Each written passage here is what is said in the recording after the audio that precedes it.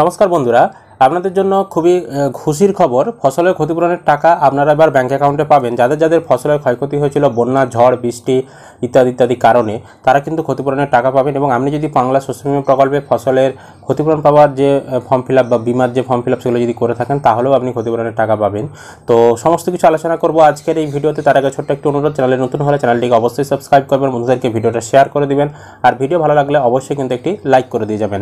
আরেকটা বিষয়, আপনি কোন জেলা থেকে ভিডিওটি দেখছেন, আপনার কোন ফসলের ক্ষয়ক্ষতি হয়েছে, অবশ্যই সেটি কমেন্ট বক্সে জানিয়ে দিয়ে যাবেন, যাতে আপনার এলাকার যখনই আপডেট আসবে বা আপনার জেলার ক্ষতিপূরণের টাকা দেওয়ার যখনই আপডেট আসবে, সেই তথ্য আপনাদেরকে সবার আগে আমরা ভিডিওর মাধ্যমে জানাতে পারি।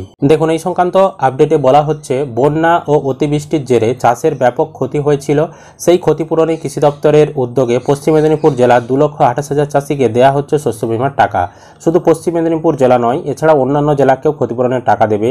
অবশ্যই অন্যান্য জেলার কৃষকরাও ভিডিওটি শেষ পর্যন্ত দেখবেন, আমরা সমস্ত কিছু আলোচনা করে দেবো আজকের এই ভিডিওতে।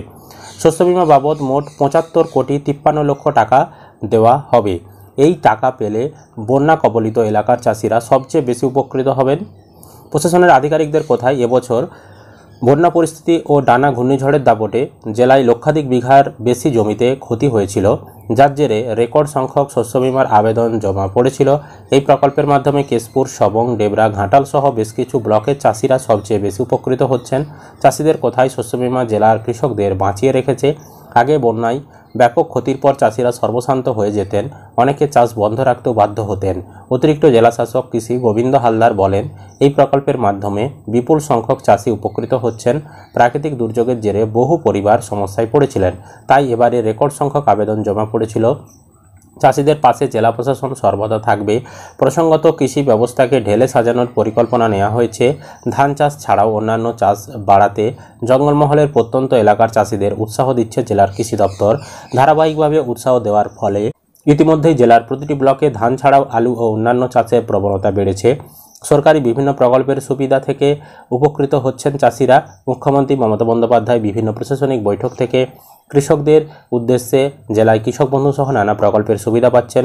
প্রত্যন্ত এলাকার কৃষকরা তাদেরকে উৎসাহিত করছেন মুখ্যমন্ত্রী মমতা বন্দ্যোপাধ্যায়, এবং বিভিন্ন প্রশাসনিক বৈঠকে কৃষকদের পাশে থাকার বার্তাও দিচ্ছেন মুখ্যমন্ত্রী।